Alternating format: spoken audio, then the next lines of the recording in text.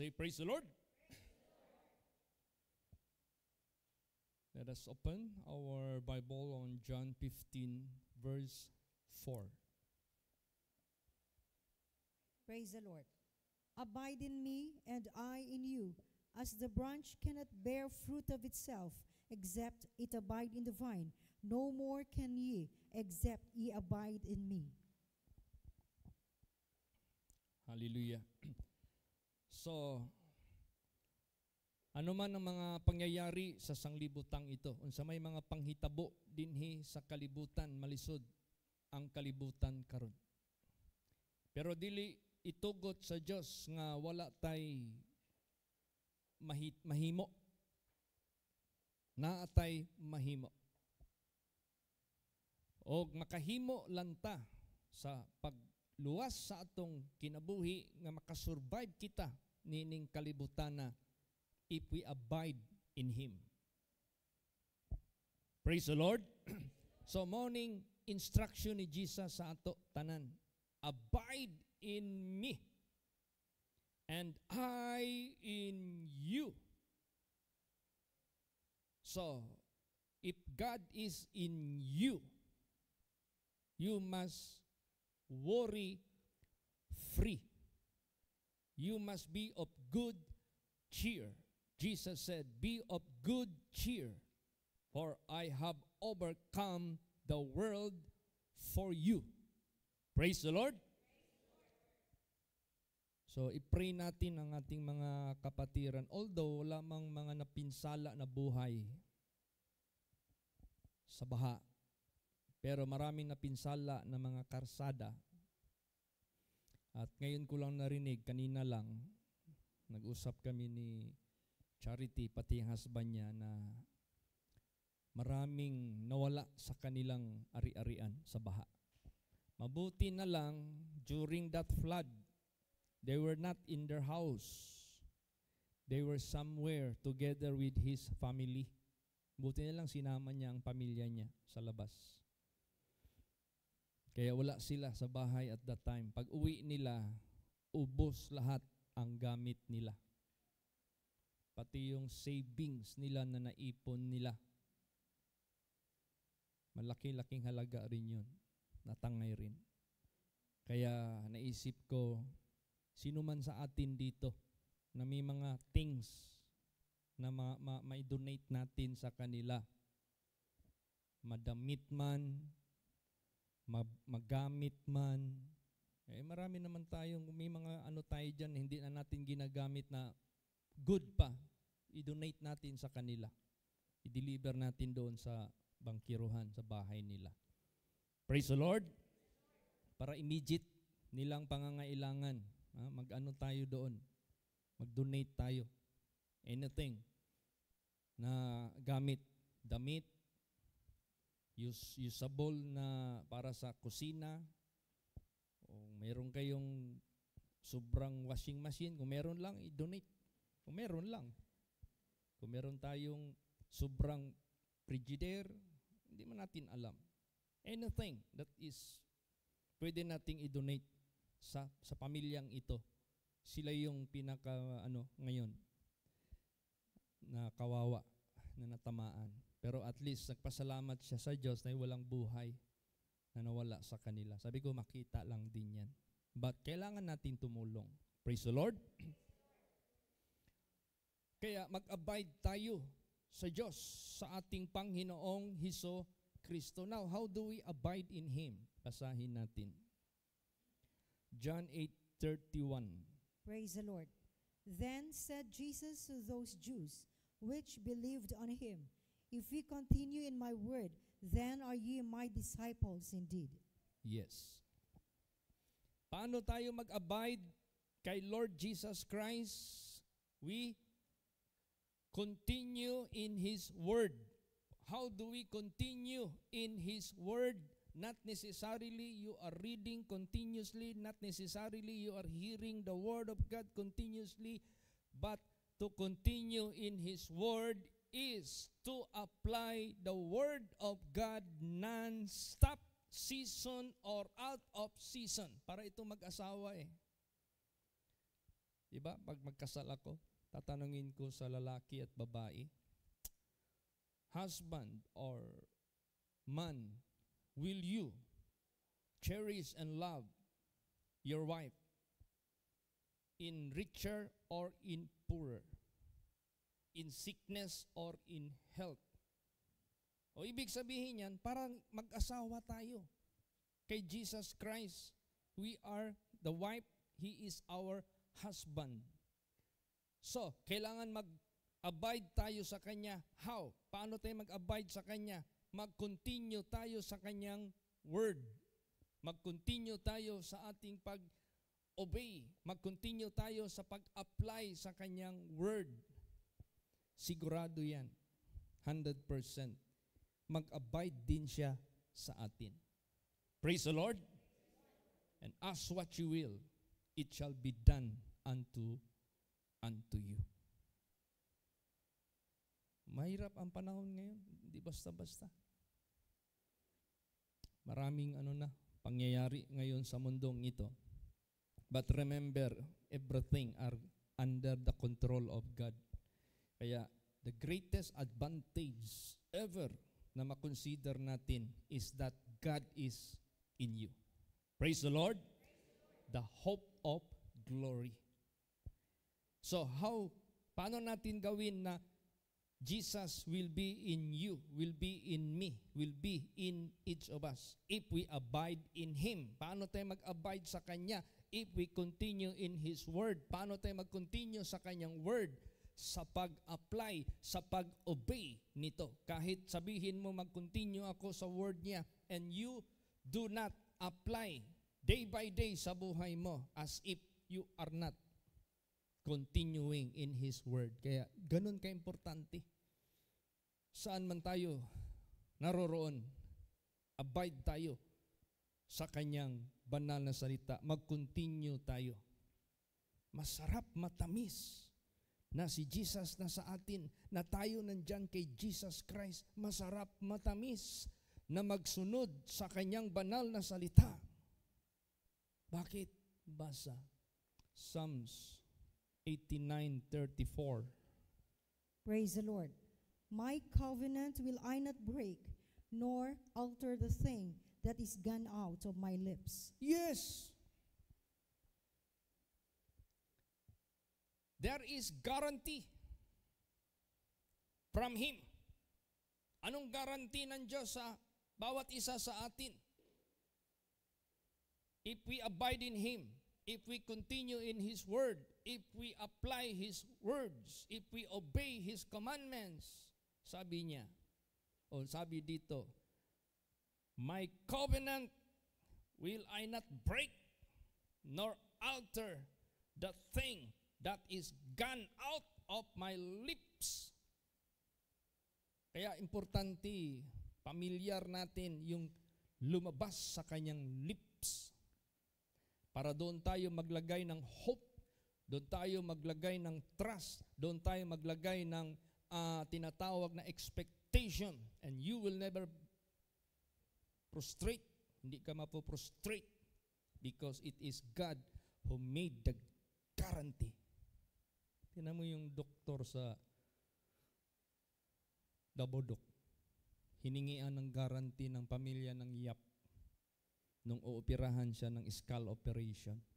Sabi ng pamilya, Doc, can the Dabodok give us guarantee that operation that you recommend to us for our patient, that it is 100% the solution? Ano sabi ng Dabodok? Ang sikat na yan masyado dito sa Davao. We cannot give you guarantee. They cannot. Why? They are not capable to make an assurance based on their experience, based on their capability.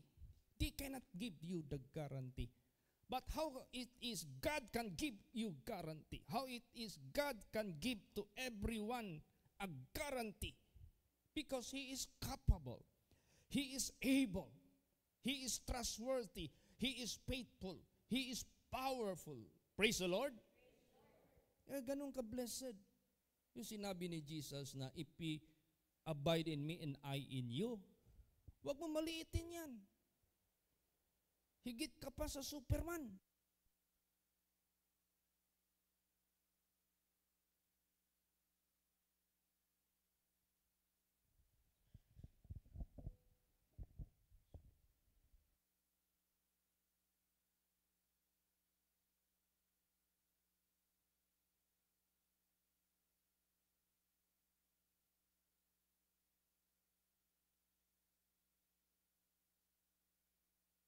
Hindi yan basta-basta na privilege. Alam mo ang mga tao, pag ayaw nilang maniwala sa Diyos,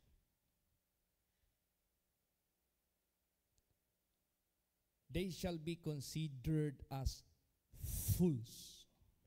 Mga fools. Mga unwise. Why? Unang-una, wala kang understanding, wala kang knowledge, wala kang wisdom. And what is to you? If you don't have those things, it is distraction to you.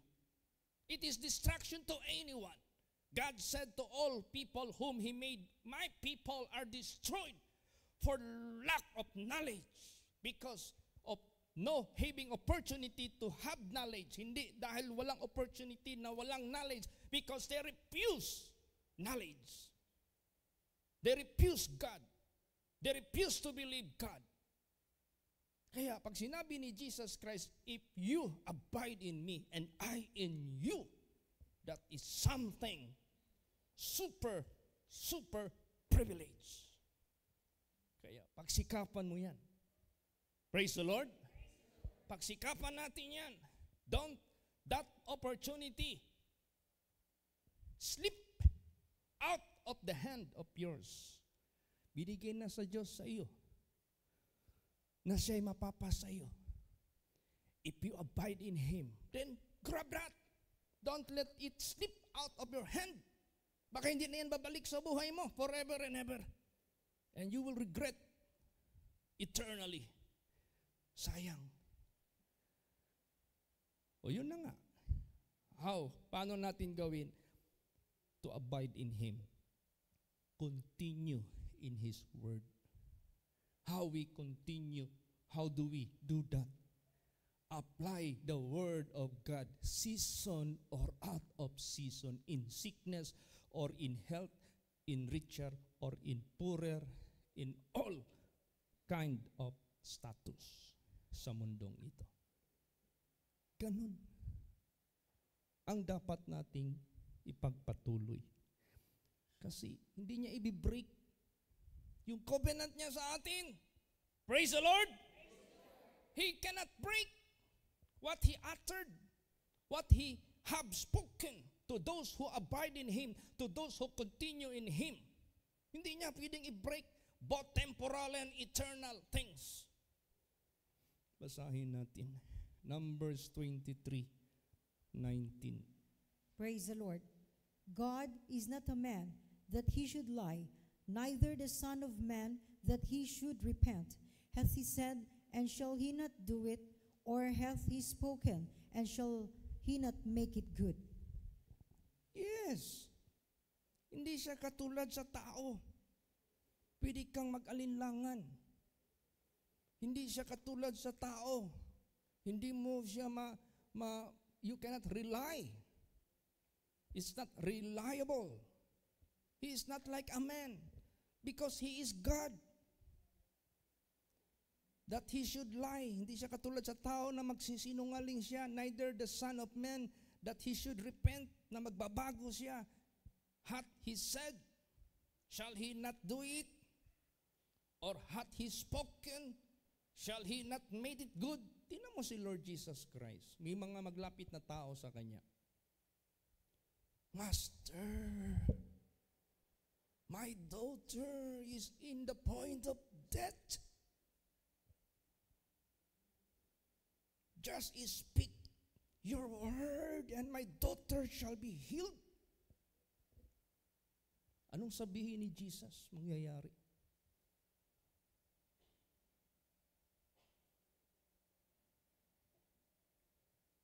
Sabi ni Jesus, because of your faith, your daughter shall live. Then, in the way, going home, nung nasa daan pa siya papuntang bahay, someone met him. Your daughter is dead already. Pero pagdating niya doon, as what Jesus said, gagaling ang anak mo, buhay at magaling na ang kanyang anak. Anong sabihin ng Diyos?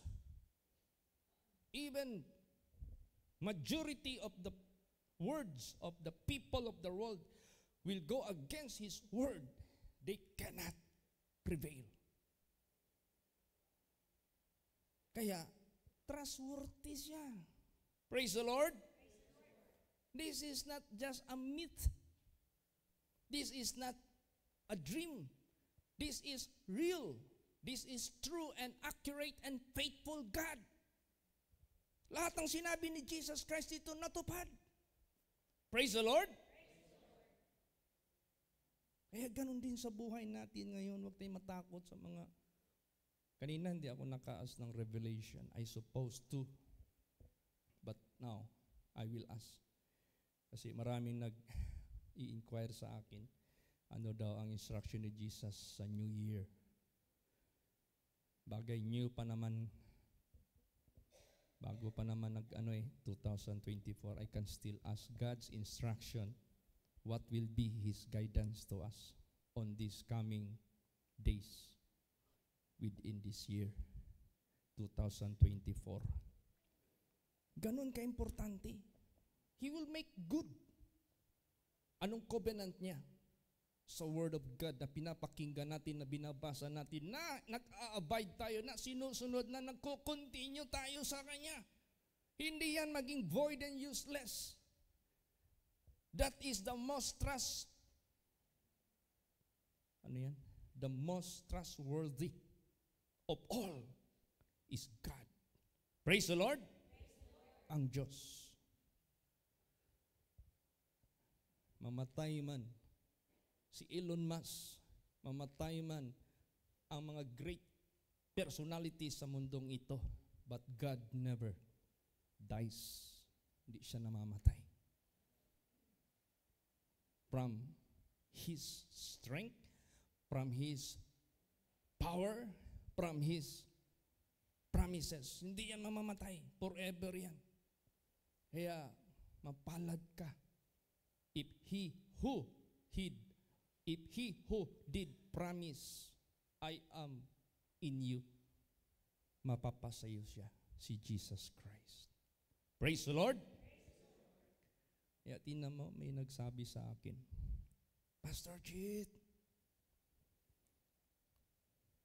ang mga tao ngayon, pag makarinig sila ng pastor ka, masisiraan na sila ng loob. Kasi nasira na ng isang tao na taga Davao na pastor. Nadamay ang lahat ng mga tinatawag na pastor sa Pilipinas. Yan ang gusto ni Satanas. Siraan ang kredibilidad ni Jesus Christ. Ang pangalan pa naman ng simbahan, Jesus, the kingdom of Jesus Christ. Yun ang project ni Satanas. To cast dirt in His name. Siraan ang pangalan ni Jesus Christ, the only name that save, that can save. Praise the Lord. Well, if that is proven, actually marami na nagsasabi sa akin pertaining that, but there is always appointed time for that, and that is in the hand of God. Praise the Lord. Lahat tayo, there is an appointed time for each of us to reckon what we have done before God. Walang exempted. Mabuti man masama. Kaya nga sinabi sa Bible, every secret thing, whether good or bad, will be brought out into the judgment so that each of us will receive according what you have done. So, ngayon sa buhay natin, binigyan tayo ng opportunity to abide in Him. Who is He? Sinless. Maging sinless ka rin if you abide in Him. Praise the Lord. And He said, and I in you. Hayaan mo siya matupad sa buhay mo. Hayaan mo siya maghari sa buhay mo. Hayaan mo siya yung kalooban niya matupad sa buhay mo. Deny yourself. Suffer in the flesh. Para yung flow ng Diyos sa buhay mo, continuous yan. Kailangan yan ang continuity sa ating buhay. Praise the Lord. Bakit yung Israel hindi mabubura-bura? What are those countries who would like to erase from the map of the world Israel? And how is it they cannot do it? Even Israel is very tiny. Tingnan mo yung nakapalibot sa Israel na countries. Baryo lang siguro yan sa kanilang space na malalaki. Nagkaisa sila na burahin nila. Hindi mabubura. Because God has uttered word pertaining that country. And they can never be consumed. Praise the Lord. Basahin natin. Malakay 3:6. Praise the Lord. For I am the Lord, I change not. Therefore, ye sons of Jacob are not consumed. Tingnan mo. Dahil may sinabi ang Diyos pertaining that country. Although matitigas ang mga puso nila, matitigas ang mga ulo nila, since pa yan nung si Jesus pumunta doon, nakita nyo naman yung reaction nila. Basahin mo yung story, yung life ni Jesus sa book of Matthew, John, Luke, Mark. How they hated Jesus, how they have plotted Jesus Christ, how they accused Jesus Christ until now. The same you can hear from their mouth. Anong kanilang masasabi kay Jesus Christ? But not all. There are some believe Him. There are some realize their mistakes. Marami ng mga makita mo sa sa video sa YouTube, mga dating rabbis, mga dating mga fanatic na they hate really Jesus Christ. But when Jesus showed to them, their heart melted and changed. And now they are believers and followers and die hard to Jesus Christ. Praise the Lord. Kaya, siya hindi nagbabago. Heaven and earth may pass away, but His word shall not fail. And the gifts and the calling of God are without repentance. Pag anong sinabi niya sa mga righteous, ligtasin ko kayo, ligtas ka.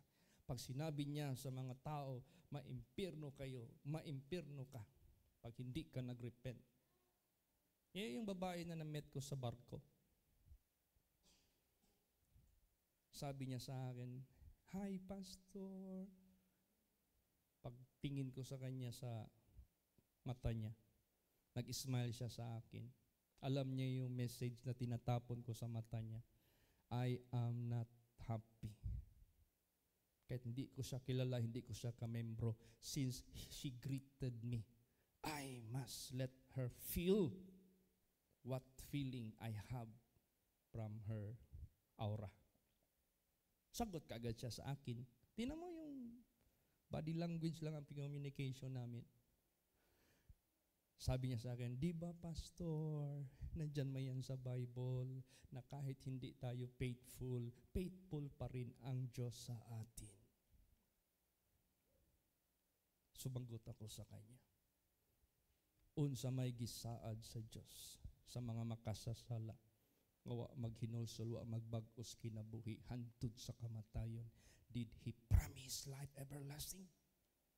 Wa siya katingog. Mura siya kanabitaw na nagising sa pagkabulag sa katotohanan. Yun kasi ang preaching ng pastor daw nila. Kahit hindi tayo faithful, the Bible says, He will be still faithful. Yes, God is always faithful. Pag sinabi niya, sinner, if you don't repent, then you will be judged into condemnation or damnation. Sinner who repented, I will not mention your wickedness, but the righteousness which you performed in my name, that will deliver you in the day of judgment. Ganun ang promise ng Diyos. Firm ang Diyos sa kanyang sinalita. Praise the Lord.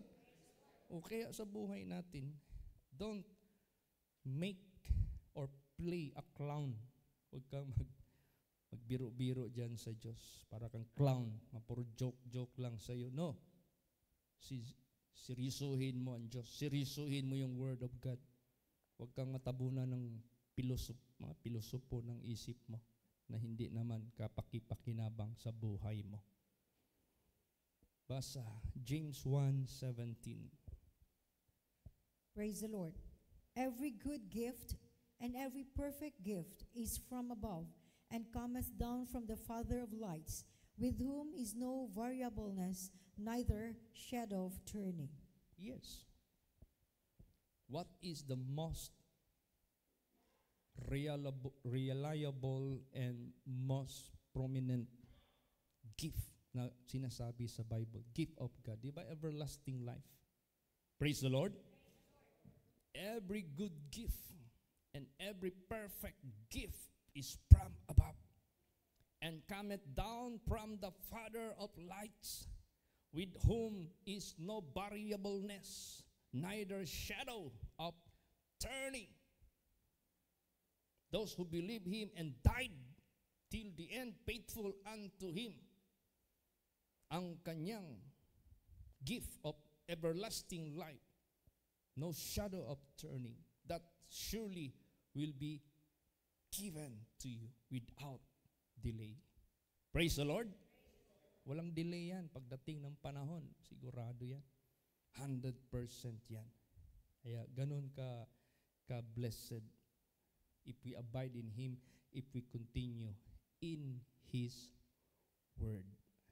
Basa pa, 1 John 5:11 hanggang 12. Praise the Lord. And this is the record, that God hath given to us eternal life, and this life is in His Son. He that hath the Son hath life, and he that hath not the Son of God hath not life. See, it's not a joke.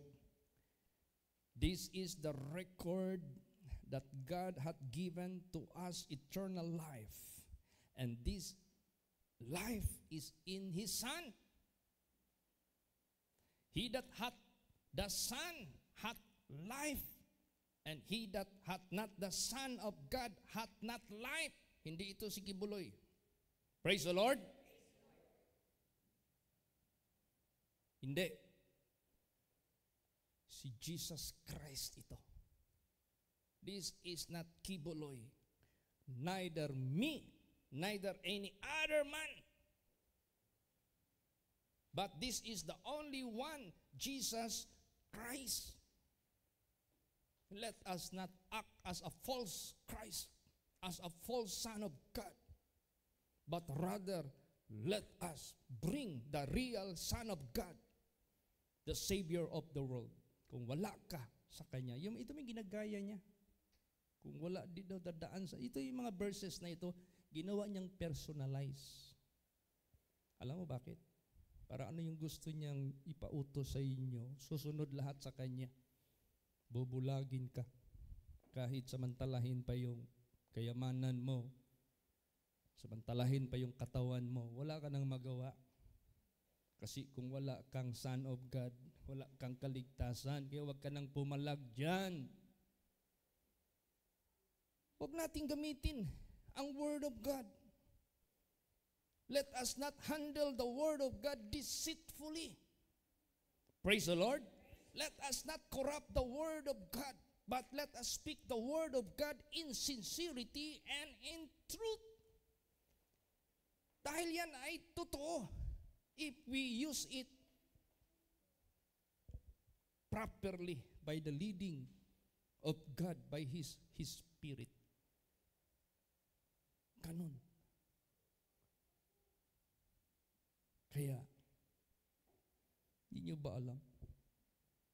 Matagal na tayong sinisira niyan. I am witness of that. Paano niya tayo ginaganon? Puro despise si Pastor Samuel Gabri galing sa kanya. Puro despise, puro despise. Huwag tayong matakot. Ang importante sa atin, huwag tayong mawala sa direksyon natin kay Jesus Christ na totoo. Praise the Lord. Huwag tayong mawala. Para, Sister Emma, hanggang ngayon, niimbita nga yan eh. Pastor Dodong, hanggang ngayon, niimbita yan. Si Brother Johnny, pinapunta talaga yan doon sa opisina, nag-uusap sila face to face. Pero nandigan si Brother Johnny. Sabi pa ni Sister Emma, kunin nila ako ng witness, mabubuko sila. Dahil hindi ako magsisinungaling sa katotohanan, I cannot give approval to his statements which is not true. O, tingnan mo yung mga workers niya. Puro sinungaling, gagawing bulag, pabulag-bulagin para makapera, puro deceit. So kung deceit ang inuutos mo sa mga tao, you are deceit. Kaya sa buhay natin, let us focus on the Word of God, dyan kay Jesus Christ. There is no deceit in Him. Praise the Lord.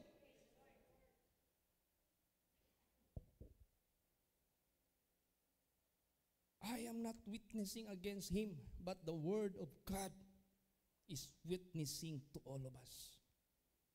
Ang gusto ko lang dito, let us be strong in the truth, in the Word of God. At maawa naman tayo sa mga na-deceive. How can this deceive shall escape out of the hand of deception? By telling them the truth, which is Jesus Christ. Praise the Lord. Are we not liable? For the people who are deceived, we are liable. Praise the Lord. Liable tayo niyan. Kaya nga sabi diyan, ikaw, watchman, if you do not trumpet, if you do not sound the trumpet to give warning the people because there is coming war. Pag namatay sila, di sila nakabantay, I will require their blood into your hand. Ayun sa buhay natin. Hindi lang sa grupo ni Kibuloy, to all people of the world. Let us shout the truth of God. Dahil ito lang yung makakaligtas sa lahat ng mga tao sa mundong ito. Kaya, importante masyado. Jesus said, if ye abide in me, then I in you. To God be the glory. See, so si Jesus Christ lang. Kung wala si Jesus sa atin, we don't have life. Let us continue in His Word, applying it day by day sa buhay natin. All temptations, there is no amount of strong temptation that will beat you if Jesus is in you. If you choose Jesus rather than Barabbas. Di ba? Huwag mong piliin si Barabbas na siya yung susundin mo. No, refuse Barabbas. Choose Jesus Kaya sa buhay natin, choose Jesus to be in you. There is no amount of temptation will overcome us. There is no amount of any power of darkness can overcome us. No at all. Kaya, let us be safe in the hollow of His hands. Diyan lang tayo safe. Mag-abide tayo sa Kanya. To God be the glory. Praise the Lord. Magsitayo po ang lahat.